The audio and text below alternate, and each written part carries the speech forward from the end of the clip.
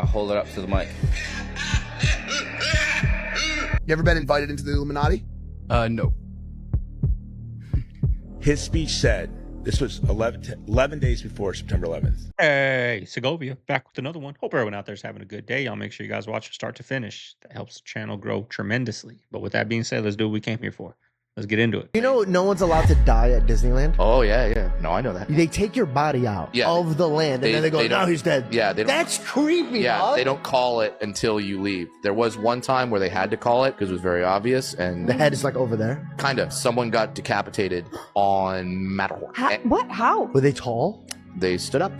And you can look it up. I believe it was on Matterhorn. You'd think it'd be Space Mountain because that one's dark and you can't see anything. But like that one, they had to call because literally the thing comes back and it's a body without a head. Oh. Imagine being on that ride, being behind the guy. You're like, this is some special effects. Right. This is wild. Disney magic. I've been working in stealth marketing for years now, and people always ask me, what's the craziest, darkest marketing secret that you know of? And my answer is actually the music industry. I don't think people understand how fake everything about the music industry is, even down to stan accounts. I want to say like 90% of the stan accounts that you see online today are fake. These are not actual stans. These are people being paid by a label or an agency that is hired by the label to make these videos, to make these accounts. I can think of like 50 celebrities off the top of my head that do not have a single organic stan accounts. Yet they have hundreds of these stan accounts online, posting edits, posting videos about them. Why? Because they paid them. Remember this? Yes. This before my time, clearly. And 82. I was born in 82. So I remember everything. That's why I tell everybody when they meet me that the 80s babies is here to bring down the system. Because at that time, the dome was deteriorating. See, hold on. You might be going too far already. What you mean dome? The dome that we're in. I want to say, I call it like a little snow glass. You know that snow little thing, yes, that that's what we're shaking in. It, yeah. Or even more deeper than that little board game bobble, and you have to bobble and it has the little bubbles and it's all around across. That's exactly what we're set up in. So you saying it's multiple places with the dome over them? Yep. It looks like people are sick and tired of being surveilled in their own hometowns 24/7 because flock security cameras all over the United States are now being destroyed. And if you don't know what a flock security camera is, then you probably will hear about it soon. But these are AI-powered cameras already implemented in 49 states with about 90,000 of these already installed. And you can see, just looking at this, how fast it's growing. So what it does is that every single car that passes by, it takes a time-stamped photo of the license plate and every detail of the car as well, such as the stickers, the decals, and the damage that's been done to the car. And the primary goal of this is to track the car. The company will then contract with hospitals, the police, the city, schools, HOAs, businesses, hospitals to investigate and to stop crimes. But this is making people extremely uneasy because they're being surveilled 24/7. There's been a lot of cases of misuse and some that are just really weird. For example, Officer Brown in Florida tracking his ex-girlfriend 69 times, his father, his mother, some guy in Minnesota, this case is going viral, where he was wrongly stopped because his plate was registered as a stolen vehicle, and the list goes on. People have had enough. For example, in Houston, they're going viral this morning because 6 flock cameras in their city have been destroyed. Unfortunately, this probably won't do anything because it is just growing exponentially. But let me know, what do you guys think? What are your experiences with these cameras, and are you for them or against them? I mean, they're going to tell us it's to help crime, it's for safety, it's to benefit the people, but just over time, it's just that good thing goes away and it becomes control and watching every single little thing we do. But man, you drive down the street, not really out here, I noticed, but out in El Paso, y'all, you drive down the street, you walk down the street, all you're hearing is, hello, you're being recorded, right? All walking down the street, cameras. Everyone out there's got a camera, Ring cameras, on their house. I installed them. They're already there. So I was like, I paid for the plan. You know what I mean? And it was kind of convenient. You know what I mean? You see who's coming, you see who's going, you see who's at your door. I'm not going to open it, right? But I don't have it here because it's not already here. You know what I mean? I got little cameras like baby cameras, but that's it. But you walk down the street out in El Paso, everybody has cameras. Out here, I noticed not a lot of people got those, but you walk down, like, lights turning on, flashing, like it's crazy out there. And it's one of the safest cities. Everything. New York City is putting up signs here in Times Square actually telling you, don't buy your bootleg illegal bags here. They're telling you how to take the end of the art to Chinatown. For better quality counterfeit bags, take the end of the art train to Canal Street. Times Square is saying, look, don't buy your bootleg shit here. Go down to Chinatown and buy it there. Oh, that's outlandish. I can't even believe they're doing that. That is insane. They're actually telling you, don't buy your bootlegs here. Buy bootlegs, just don't do it here. Buy them down at Canal Street. You can take the end of the art train, which is right here, and you can head downtown and break the law down there. Because here's another sign about the bootleg bags. This one's trying to discourage you altogether. Purchasing counterfeit goods often supports criminal activities such as forced labor or human trafficking. Help to stop the funding of criminal enterprises by buying authentic goods. And then a block away they have a sign saying, if you don't want to buy the authentic goods, go out of Chinatown, just don't buy them here. Everything is about money. It's crazy, y'all. Every single thing is about money. Yeah, it really is. So in Uzbekistan, right over there, there's like a, oh, I can't zoom in. There's an eyeglass shop. You can see it right there. Anyway, I went in, I did like this eye test for free because we were hanging out with the manager of this hotel. He was helping us go all around. It's been crazy. But anyway, I went into the eye doctor and they did an eye test on my eyes. They're like, oh, your eye's slightly off. In the United States, they say, oh, you need glasses, blah, blah. I get a prescription, get like $200 glasses, whatever. Here they're like, oh, your eye, you can fix that. Just do some practicing. Your eye's a little bit off, but we have no glasses for you. Like, we're not gonna give you glasses. You need to practice with your eye. This is normal. Just do some exercises for 10 days, and then your eye will heal itself. So I'm like, dang, I'm gonna need to look up some practices for my eye. I don't know. But this is, when not everyone's trying to get your money, I guess. Like, you don't need glasses. Such scams, right? Everything is a scam, down to the water we drink. Like we're getting scammed at every aspect of life. Water used to be free for us back in the day, right? Back in the day. And just like little by little, they take everything, just like these cameras. Little by we're going to charge you. Water's filtered now. It's healthier now. And then fast forward to today, they do tests on these Fiji waters and it's just filtered tap water, right? Like it starts off maybe organically. All right. The weed shops, it started off, we want to give you medical with what, now they're getting it from China sprayed with a bunch of chemicals. And it starts off organic, maybe the people that create it, my son, whatever got napped, right? And we installed, or we created the flock camera, whatever it's called. It started off organic, but then the powers that be get a hold of it. You know what I mean? So everything's a money grab, y'all. White Sands footprints again. I was just pull those up. It's pretty cool. It's like these kids out by White Sands, New Mexico. These children that were running around in why is this some mud that ended up being fossil. Yeah, here it is right here. Yeah, there's some alien shit out of White Sands too as well. All right. One of these might have 6 toes. I think one of these has 6 toes. Don't tease me. Oh yeah, look at that. 1, 2, 3, 4, 5, 6 on that one on the left. See that? Yeah, and that's called by El Paso, no? And or is that 5? I have to go check that out. White Sands, 6. I think, Yeah, or is it Red Sands? Yeah, so that's called polydactyly. What the fuck is going on out there? Yeah, so it's a genetic condition, and you see, I've taken pictures of a lot of petroglyphs out in the American Southwest that have 6 fingers on their hands. The scary open secret in the AI industry right now is that it's possible that we'll end up essentially creating a new species that ends up ruling the world, with a 70% chance that this goes horribly wrong, like human extinction. That's one possibility. There's many more. It's quite chilling what you're saying. Yeah, it gets me down sometimes. I basically told my wife, like, I have sympathy for this piece of shit. I don't think they'll ever join the workforce. Everybody should be afraid that their jobs are going to be lost. And I know this. I thought it was over. Well, don't have sympathy for this guy. Don't be like, oh, he's sad. Oh, he's sad. No.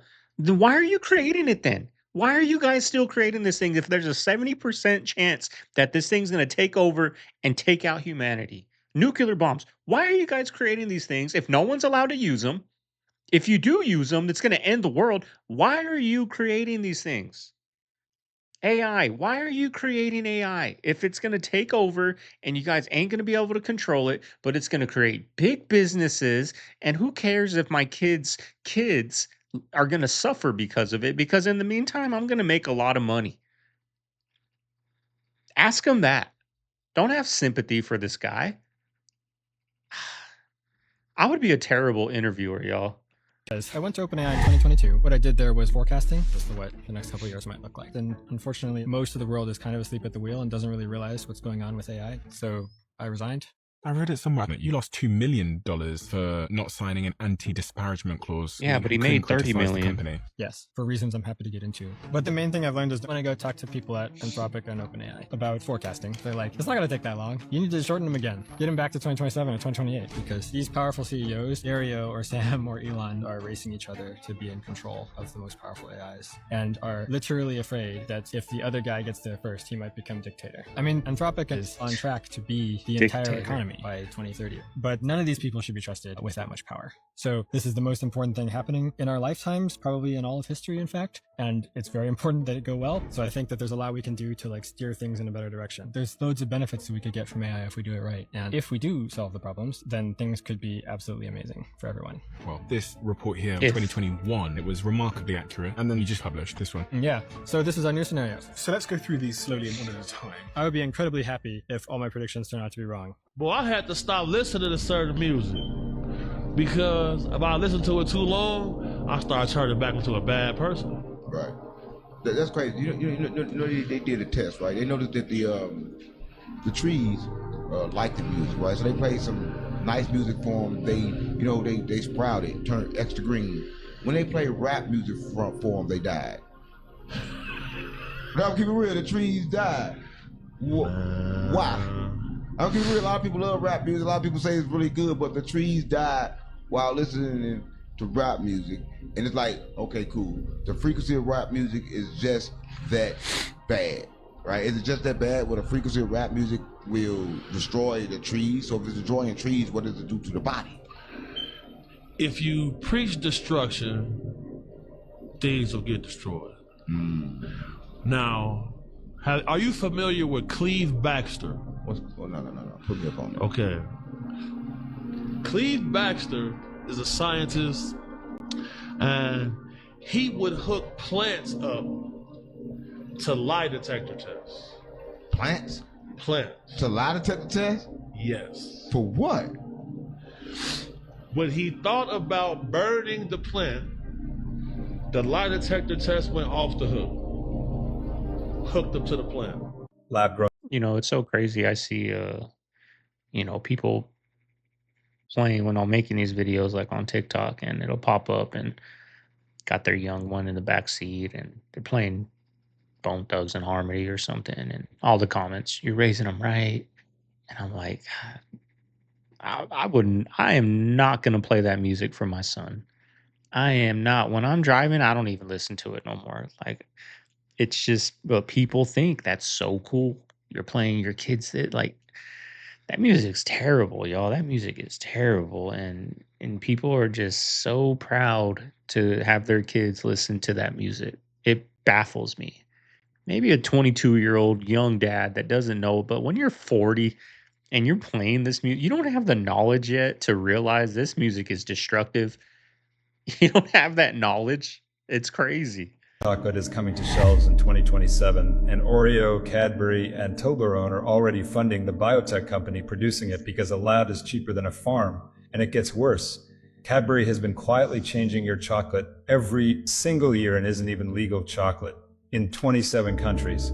They replaced real cocoa butter with a cheap blend of 6 industrial oils, diluted it with polyglycerol, and masked the waxy taste with petroleum vanilla. Soon, you'll just be eating cells grown in a tank. Just to be certain, I scanned a Cadbury bar with the Reveal It app, and it flagged lead and cadmium traces with an ultra-processing warning.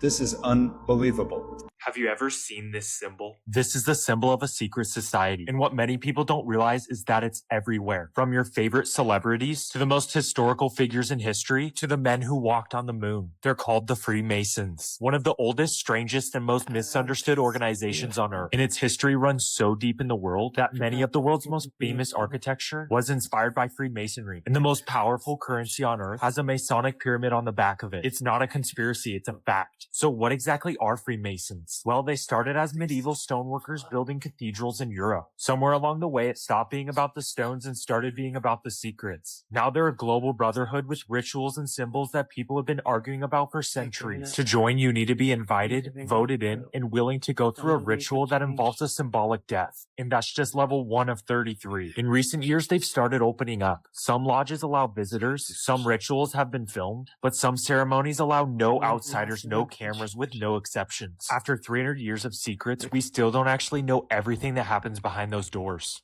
World Economic Forum. Yeah. Now they have a new interim co-chair. It is Larry Fink, who is the CEO of BlackRock. Yeah. I don't think that's a good idea. That's nuts. Of course that's going to happen. Like, can we have some twists here? It's like, obviously, like, we got to just think worst case scenario. I don't know. Someone from BlackRock. Yeah. BlackRock is the largest money management firm in the world with more than $10 trillion in assets under management. $10 trillion. There's a guy on TikTok. What he does is he takes pictures of an aisle at like Target or something like that. Yeah. And he'll section off which brands are owned by BlackRock, and it's like the entire shampoo aisle is owned by BlackRock. Ooh, these people have a unique interest in keeping you unhealthy. Mm-hmm. Yeah, because they profit from it. Yes. It's just getting wilder and wilder. And like they are, like you said, they're monopolizing it. It's just a select few people that are just running this whole thing. Yeah. So we have Larry Fink, who runs BlackRock, and then we have the other guy in charge of the Economic Forum is Peter Brabeck, old Nestle guy, the mountain guy. His speech said,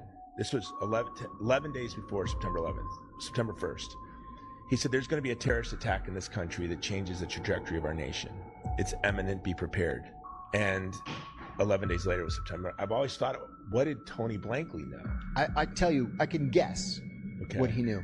George Tenet, who was the CIA director, and Dick Clark, who was the counterterrorism czar at the White House, were screaming from the rooftops, an attack is coming.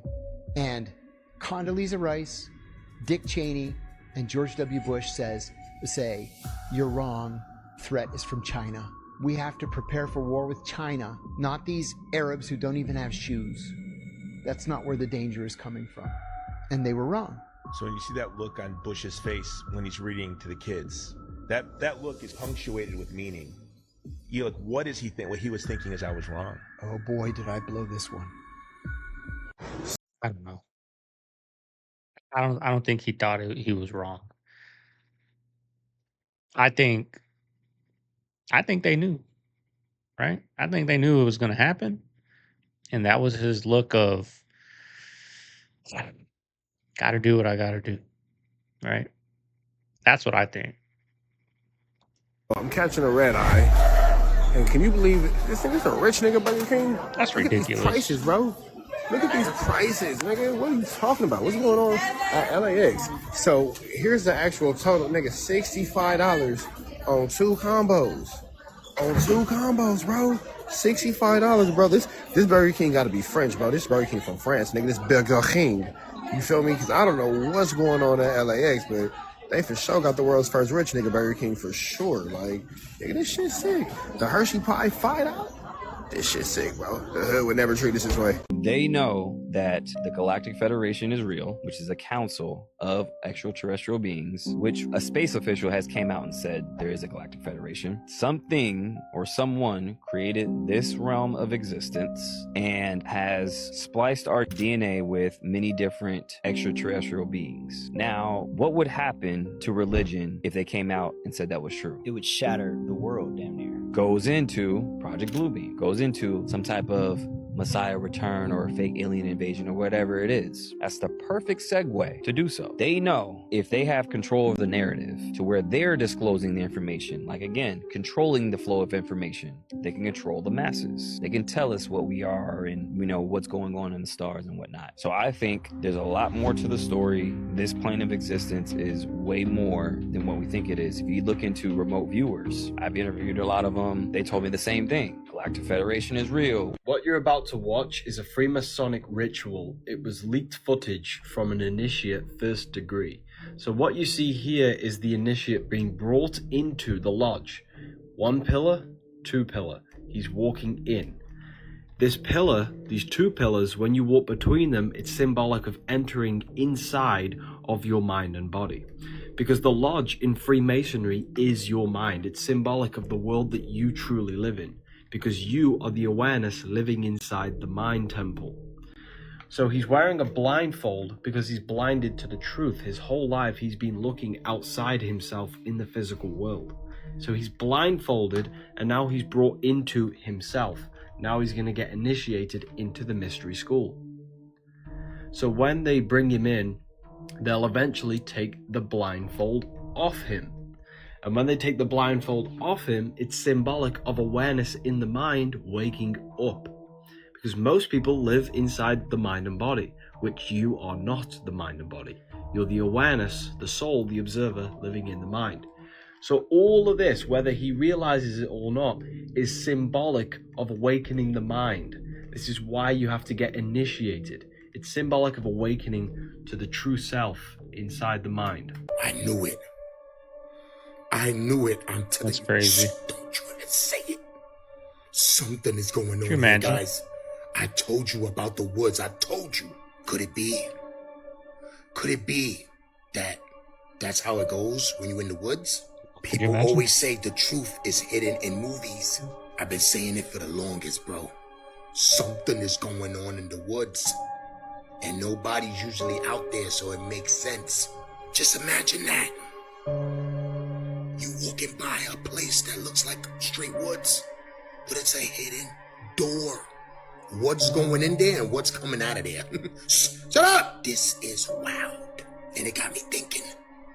Because we don't know what's in the woods, just like we don't know what's in the ocean. We don't know. We're in the city. Let's not forget that. The A's are in the W. And the A's are in the W, if you know what I mean. Who's this? Who is this lady right here doing that with her eye? Because she's the reason why the door opened. I'm just playing around, guys. Entertainment purposes only. That's not true. Ain't nothing in the woods with some deers and some bears and some bobcats and some squirrels. Who knows? I don't know. Let me know what you think. I'm out. I didn't use my money from playing. I never touched it. Oh, wow. But for some reason, fucking Google, whoever did this nutburst shit, think I was one of those fucking idiots. Yeah, you used to live in the stadium too. I stayed in the fucking stadium the first 2 years. What is that story I heard? Yeah, what is the story about the stadium? I didn't want to spend any money. I didn't want to spend any money. What the fuck do you mean? Listen, the NFL stadium has a player's lounge. It has a couch. It has a kitchen. It has food. It has shower. What am I going to buy a place for when everything I need is right here where my job is? What's the point? People who were killed for knowing too much. Respect it, Number right? 1. Gary Webb proved the CIA was connected to crack cocaine flooding American streets. Major newspapers destroyed his credibility. His career collapsed. In 2004, he was found dead with 2 gunshot wounds to the head. Officials ruled it suicide. Nobody explained how a man shoots himself in the head twice. Number 2. Frank Olson was a CIA scientist who wanted out of MK Ultra. He was secretly dosed with LSD. Days later, he fell from a 13th floor hotel window. Decades later, his family had him exhumed. Doctors found a skull fracture that could not have come from the fall. Someone hit him before he went through that window. Before I say the last one, make sure to hit that follow button to support the channel. Number 3. Michael Hastings destroyed a 4-star general's career with one article. In 2013, he told colleagues he was investigating the CIA. Hours later, his car accelerated at extreme speed into a tree and exploded. Cybersecurity experts stated modern cars could be remotely hacked to accelerate without driver input. The investigation closed within days. His notes were never found. Vladimir Putin, the president of Russia, walked over to me. I didn't walk over to him. He offered his hand. I shook his hand. Putin looked at me and said, "Thank you, Governor." And I said, "You're welcome, Mr. President." And then he said, "I want you to know I will never interfere in your television show. You have complete control and complete artistic freedom." And I said, "Thank you, Mr. President. I appreciate that." And guess what? I've been there 4 years now, and he's been a man of his word. He has never interfered in my show. Nobody tells me what I can say or can't say. They don't tell me what I can or can't talk about. Now, isn't it strange? I'm banned from TV in America, and that's because of my court case. They all came into my court case to have it overturned. 2 judges at the Court of Appeals broke 2 of their own rules and sided with the media and overturned my case, breaking their rules to do it. You ever been invited into the Illuminati? No.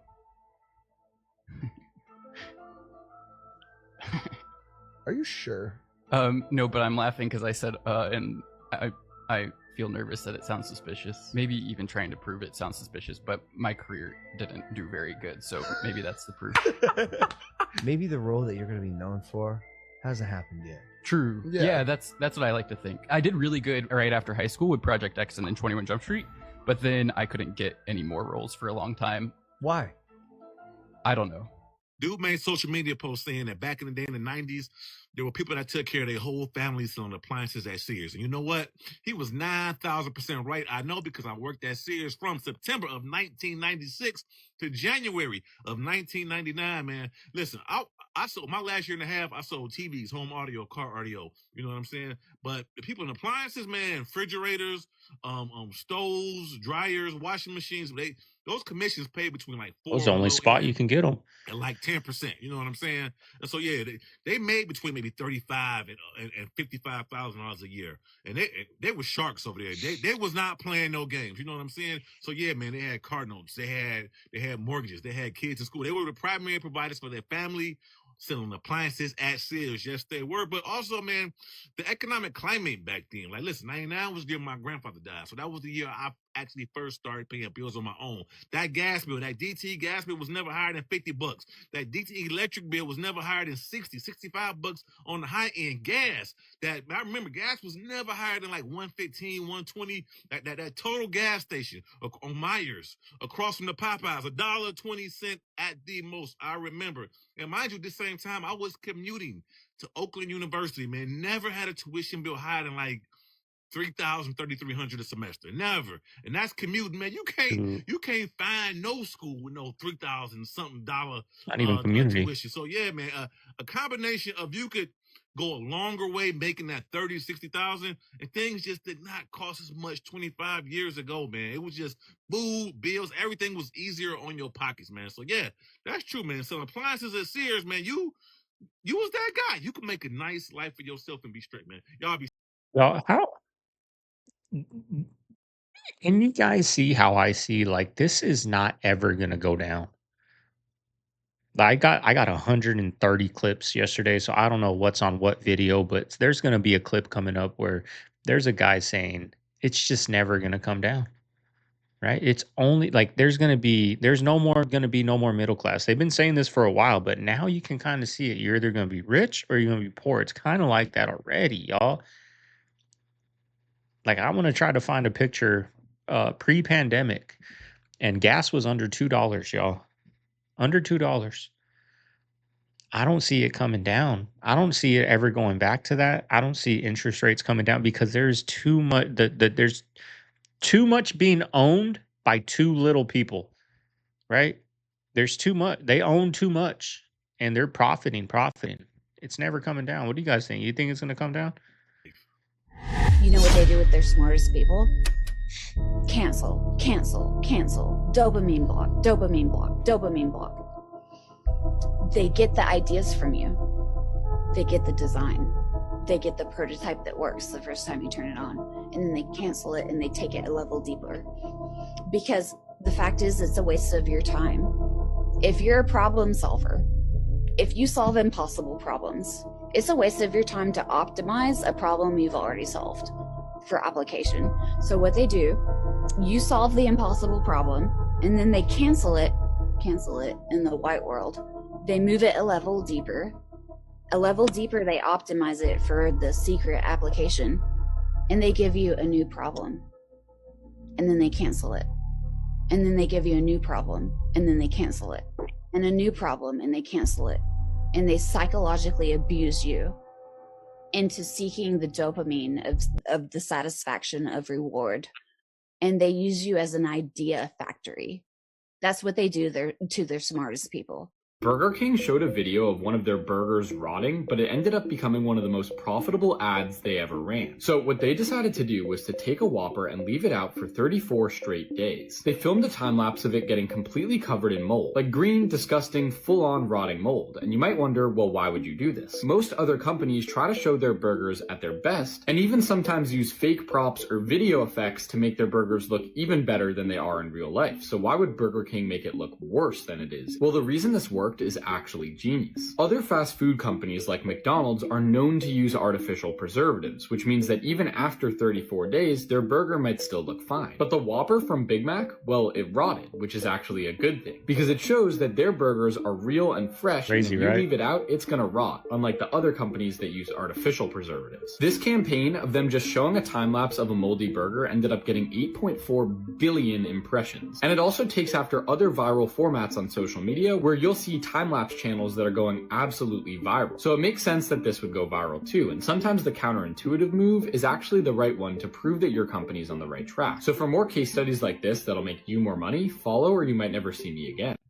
You know, that's where we're at now in the food, with the food industry. Like, the company that shows their burger moldy and nasty is getting more views because that's real food. And this one over here is not real food. But this one over here that's not real food is getting way more customers than this one is real food. Yeah, isn't it funny that the one that doesn't mold and rot is getting more customers than the one that is, you know, maybe a little more healthy? I wonder why. I wonder what those chemicals are that they're not rotting, what that is. Is it addictive? I don't know. Go look at McDonald's and then go drive to Burger King. There might be one car in Burger King and 20 cars in McDonald's. I wonder why. Hold it up to the mic.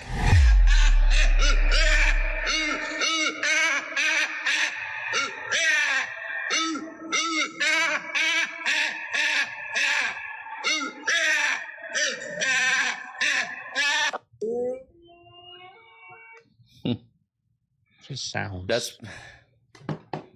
That's what they sound like while they're down there tormenting people. They're laughing like that and enjoying that, and it's like a sexual thing. It's disgusting. That just brings back flashbacks like immediately. Ugh, you can't understand how bad they are unless you've seen it. Anyway, Kanye, you need to get the fuck up off that farm and come get your motherfucking daughter, nigga. I know I can't be the only one that feels some type of way about this shit, but why is Northwest around all these grown-ass men? And all these niggas want to take pictures of her. It's like, I can't be tripping. It's like they fucking low-key pimping her out, or it's like the beginning of her being pimped out. And then it be looking like she don't even want to be there. She don't be fucking smiling. She just be looking around confused, and then hey, what's up, North? Motherfucker put their arm around her, take a picture. These is grown-ass fucking men. Kanye, come get your fucking daughter, nigga. And then, where the fuck do Kim Kardashian be at while her daughter is just being surrounded by all these grown-ass men? And why is all these grown-ass men so excited to be around her, so excited to take a picture, so excited to fucking touch her? Why y'all keep, like, I don't get this shit. Maybe I'm looking in it too much. Maybe I didn't miss something. But somebody break this shit down to me on why this is happening. She got to be, what, 12, 13? Why the fuck is y'all so excited to... Hey, North, come on. What the fuck is y'all doing? Kanye, come get your fucking daughter, bro. I'm gonna break it down, y'all. This is what I was saying in a previous video with Rihanna. Where are the parents? Where are they? Where's Kanye? Where's Kim? They really know what's going on. The dad with Rihanna might not know really. He's from Barbados. He might not really know what goes behind those curtains, but Kim Kardashian and Kanye do. They're in a club, y'all. They're in a club. That's why they don't hang out with everyday people. Because everyday people would see something like that and be like, ain't no random, grown man, let's say my coworker is gonna come and put his hand around my kid and be like, "What's up, man?" Like, what are you doing? Right? Like, where are the parents? There are two streets in America that, for any reason, I don't care what you got going on, took a while. Do not go down these two streets, because once you go down these two streets, you'll realize that America ain't really America. I'm going to tell you the two streets that have shocked me, that they are allowed to people to do what they do on these streets in broad daylight.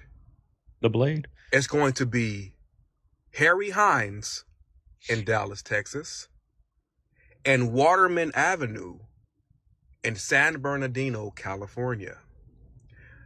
Whatever you do, don't look these up, because you'll be shocked. And the most shocking part about it is these police departments, they drive down these streets, patrol these streets, and look the other way, while the youth in America, some of these people look fairly young, are walking down these streets doing something interesting. Harry Hines, Dallas, Texas, Waterman Avenue, San Bernardino, California.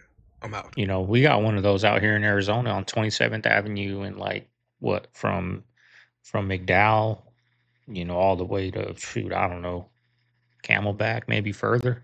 That whole street, y'all. People doing drugs, people passed out on drugs, prostitutes walking around in thongs, cops driving by. They wave at the cops. Cops wave back. Right? This is going on in America. Right? But God forbid I text while I'm driving. Right? Or don't got my seatbelt on. Or, go 5 miles over the speed limit. It's not fair, y'all. We're in a game, and I don't know, y'all. It's just it's sad to see that those people, they're miserable, but they're the ones that live the American dream. You know what I mean? They live the American dream. But anyways, y'all, hope you guys enjoyed the video. Made it this far. Leave a like, comment, subscribe. A couple videos are going to pop up over here. Make sure you guys go down that rabbit hole. I'll see you guys on the next one. Later.